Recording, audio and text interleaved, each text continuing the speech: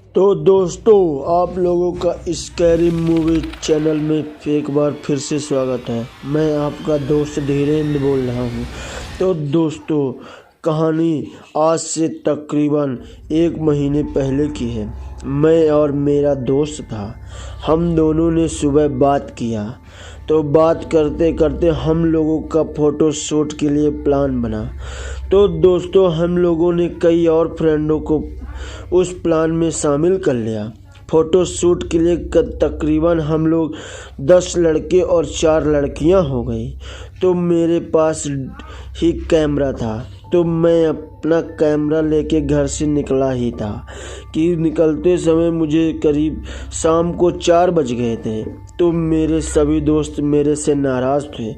तो हम लोग जाने वाले थे एक अच्छी सी लोकेशन में फ़ोटो शूट के लिए।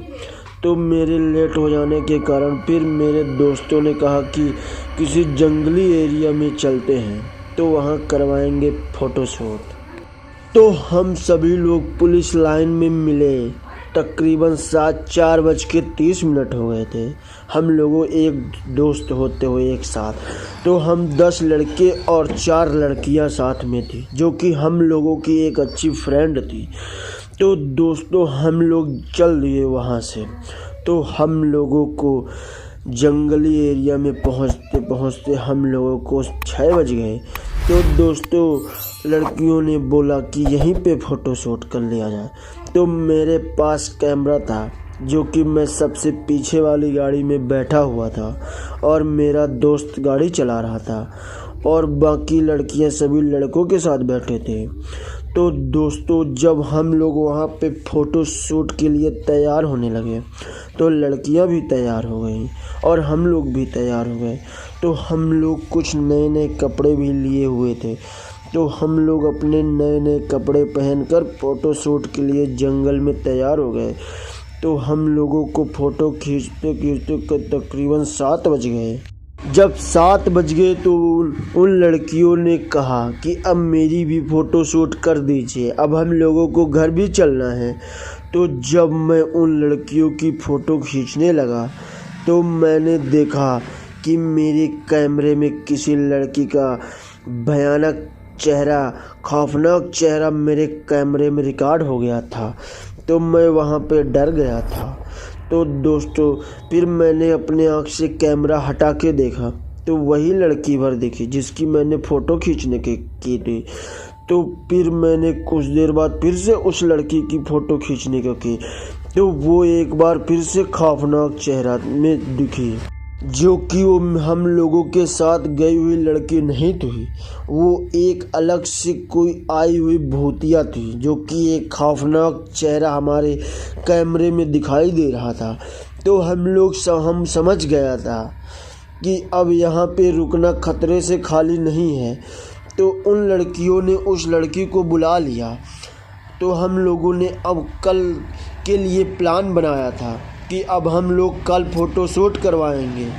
तो फिर जिस लड़की का चेहरा खौफनाक हमारे कैमरे में दिखाई दे रहा था, तो वो लड़की ने कहा कि मेरी फ़ोटो तो खींच दो। तो उस लड़की की कुछ अलग आवाज़ आई।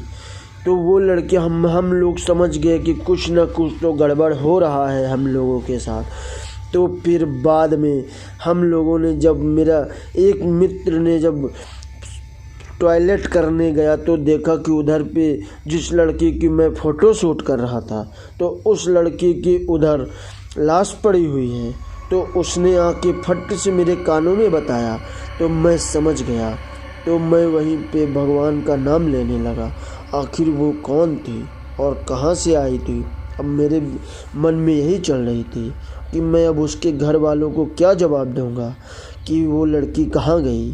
तो दोस्तों, फिर मैंने कुछ देर बाद अपना कैमरा अपने बैग में डाल लिया।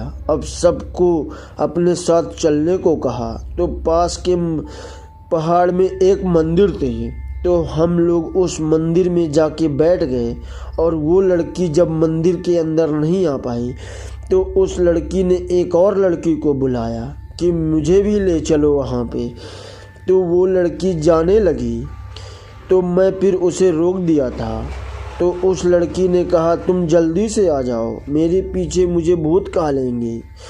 तो मैंने उसे रोक दिया कि कोई भूत वूत नहीं है यहाँ पे, वो स्वयं की भूत है, तो तुम मत जाओ। तो जो लड़की जाने के लिए तैयार हो गई थी तो वो वहीं पे अपने कदम रोक लिए थे। तो दोस्तों ये रही, तो फिर हम लोग वहाँ से कैसे में से बच के अपने अपने घर आ गए।